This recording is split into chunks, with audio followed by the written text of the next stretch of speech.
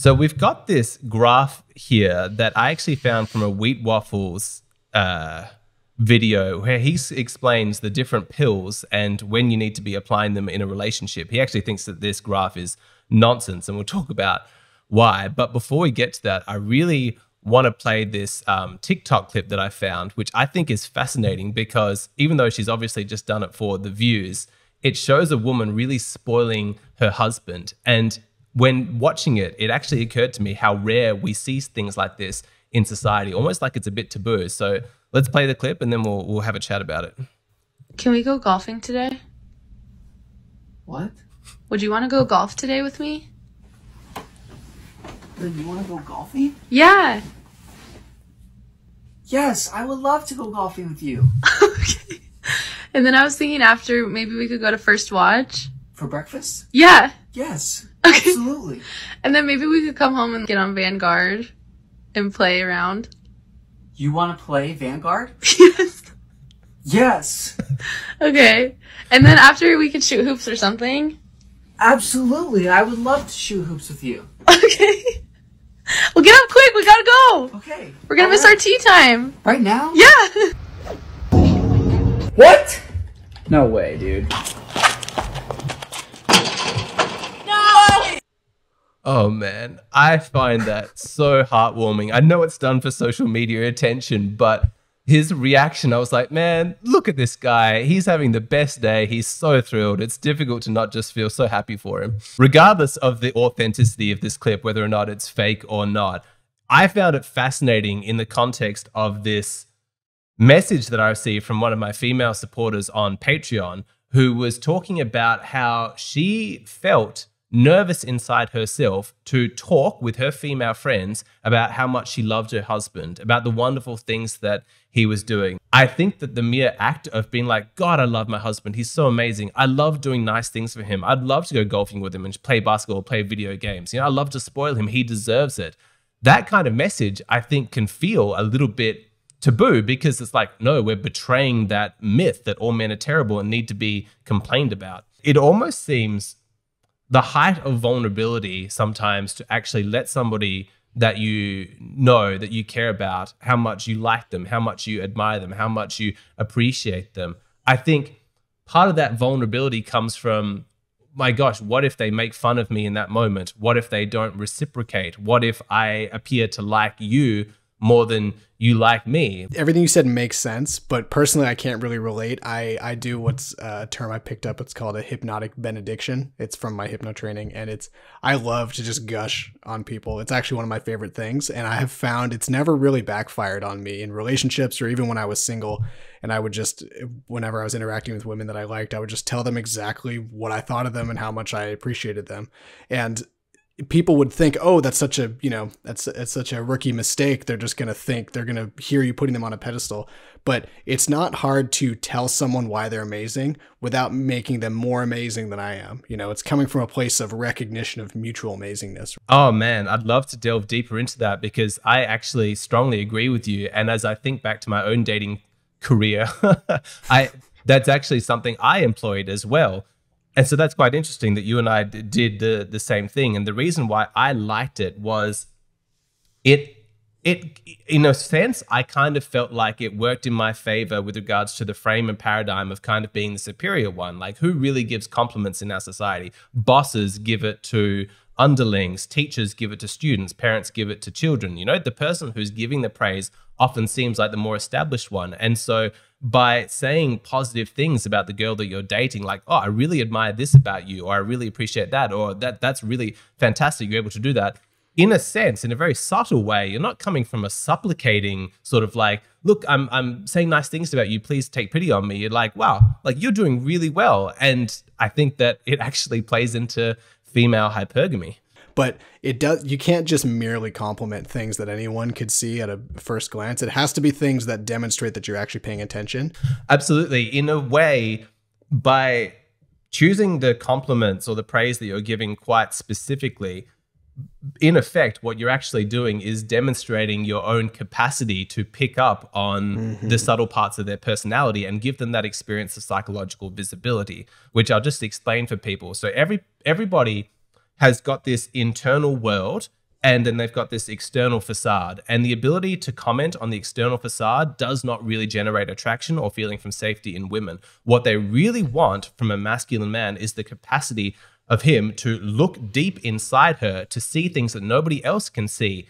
Extra points if it's something that she knows deep down she can feel, but not even she can see, she can articulate. And your ability to comment specifically on that in a positive way will give her that like, wow, he really sees me, he really knows me, and he appreciates me. And so the more psychologically adept and insightful you are, and the more articulate you are, and you're able to actually externalize those things that you're seeing, the more you're giving her that experience of psychological visibility. And that makes her light up. She's like, wow, I feel like more of a person. I feel like because you're able to see me, I could nestle into the safety of your masculinity, and you are not going to run away or abandon me because of potentially being surprised by some part of myself which you weren't seeing before. You already know me, you see me, and so I feel safe. Yeah, and there is the other side of that too, which is being able to accurately pinpoint someone's lack of value or their skill sets. You know, like if someone screws something up and you can very explicitly say, here's exactly what I just saw. It's so tricky to know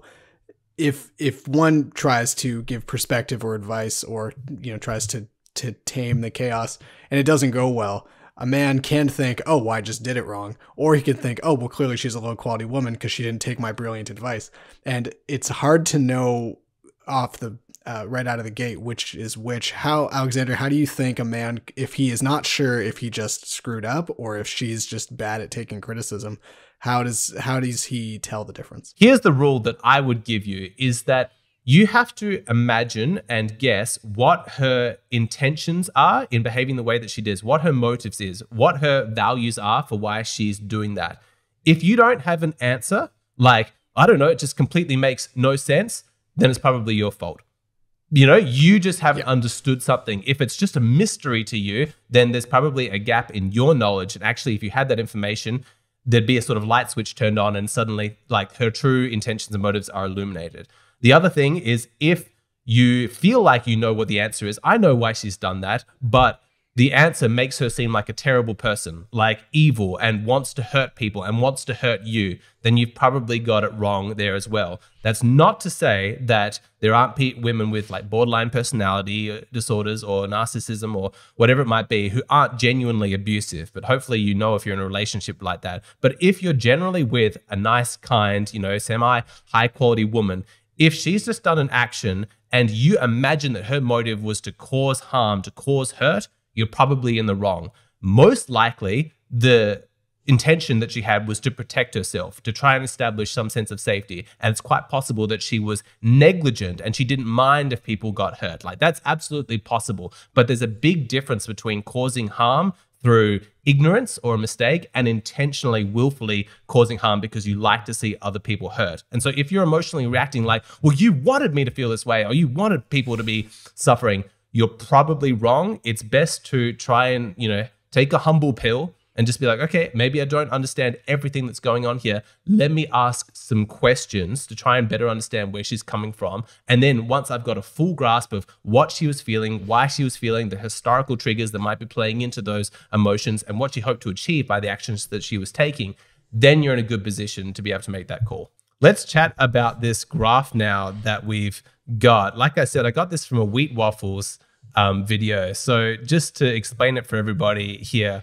we've got the black pill is of 100% importance at the beginning. And then obviously as time goes on, you just can't completely rely on your looks. Then it's about like what he calls red pill, or like game, like your ability to seduce, you know, create attraction, flirt, all of that stuff. But, you know, obviously that can't last forever. You can't be gaming your girlfriend after weeks and months. And then it's the blue pill stuff. It's the personality that matters. I want to get your thoughts on this graph in the first instance, but I just want to, as a disclaimer, Wheat Waffles didn't agree with this. His graph, he's like, this is what most people think is the truth. His graph was more like, it's all black pill. You got to stay good looking for like a long period of time. I don't want to oversimplify it. I'm going to chat to Wheat Waffles about it, give him a chance to explain it in the future. But As you see this graph, what comes up for you, Matt? The first thing I think of is, why is game and personality, why are these two differentiated? I actually wouldn't do that at first pass. From his perspective, the reason that this graph would make sense is because most people have a true personality and then they turn on a kind of fake seducer pickup artist kind of act when they're out in the dating market. You're saying, and I agree with you actually, is that if your real personality doesn't have the masculinity and confidence to be able to flirt with women without it being a fraudulent act, then that's what you need to focus on. Yes, I completely agree. If your real personality is blue pill, that means you need a makeover on your internal personality, because assuming that you were going with the basic blue pill idea of pedestalizing women, thinking that they're more important than our own happiness, trying to shove off responsibility for our own emotions onto their approval. If any of that is part of your real personality, then that needs to be worked on first. But assuming that your personality is properly integrated with your masculinity, then there shouldn't even be a blue line. But you do take the point, I suppose, that how you're coming across to a woman in the first couple of weeks is very different to how you're coming across to her in 2 years' time, right? I don't know. I'm thinking about my own relationship, and I don't think I'm really that different, other than the only major difference is that I am more invested now and I act like it, but that's because I'm actually more invested now because I have, years of a relationship built on this. I would agree with that. I was also less invested at the beginning because you don't know if it's worth the investment. You're still getting to know this girl. Right. However, I will say that this does actually track with my experience in that even though it wasn't inauthentic, I very much lent into a part of my personality at the start of my relationship with my girlfriend that was a lot more cocky. It was a lot more flirtatious, a lot more kind of masculine. I withheld some of the deeper thoughts and feelings that I had until I had more investment and I felt more safe with her. So I suppose you could say that there's consistency in my personality and that my personality knows that it's appropriate to act one way in one type of circumstances and then evolve and change based on the other type of circumstances. But I don't think that that's necessarily a good reason to throw out this entire kind of graph as just illustrating that point, is that if there was ever a time to come across very masculine, it's at the start of a relationship. That's when it's going to be most important because that's what spikes the sexual attraction that actually gets her to stop and notice you. Now, I agree with all of that, and frankly, I don't fully disagree with this graph other than my quibbling about the colored lines, but I don't think I was withholding any aspects of my femininity.